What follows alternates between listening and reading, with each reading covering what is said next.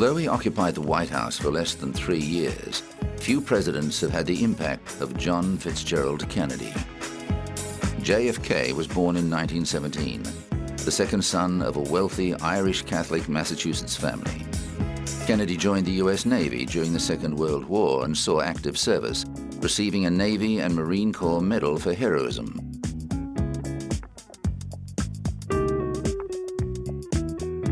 Shortly after his marriage to socialite Jacqueline Bouvier, a back injury led him to write the Pulitzer Prize-winning Profiles in Courage while he was convalescing. As the Democratic nominee for president in the 1960 election, Kennedy fought a tough battle against fellow young gun Republican nominee Richard Nixon. He promised to bring fresh vision and leadership to the White House. Kennedy became the youngest ever elected president in 1961, the height of the Cold War, a time of world turmoil. In September of that year, he presented a manifesto for peace. Ladies and gentlemen of this assembly, the decision is ours. Never have the nations of the world had so much to lose or so much to gain. Together we shall save our planet, or together we shall perish in its flames. Save it we can, and save it we must.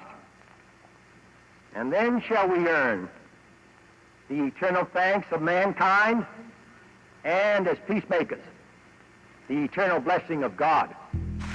Kennedy warned of the smoldering coals of war threatening Southeast Asia, the problems facing West Berlin marooned in communist Germany, and the nuclear sword of Damocles dangling over the world.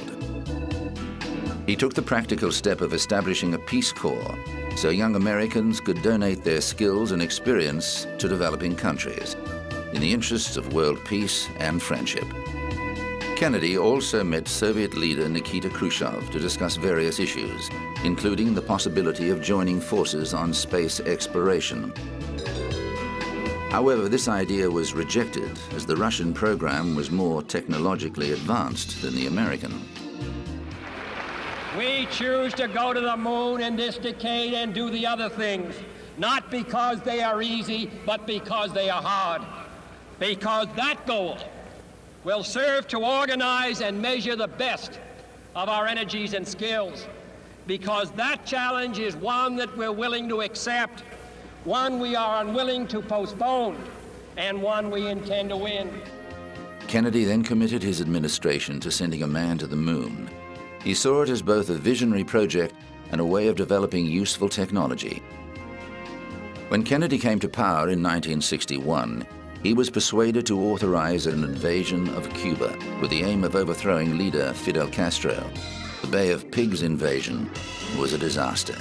Castro was furious at the U.S. actions and embraced the Soviets as close allies.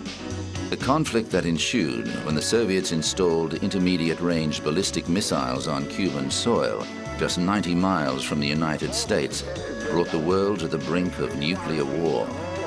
Although his Joint Chiefs of Staffs recommended military action against the missiles, Kennedy feared this could provoke the Soviets to launch a nuclear attack. Instead, he authorized a naval blockade to prevent ships from transporting any more missiles to Cuba, and spoke out publicly against the Soviet actions. The result was a triumph for Kennedy's efforts to tread the Cold War tightrope without overbalancing the world into nuclear war. As a president, it appeared that he had many more diplomatic successes ahead of him. Sadly, that was to change at Dealey Plaza on November 22, 1963.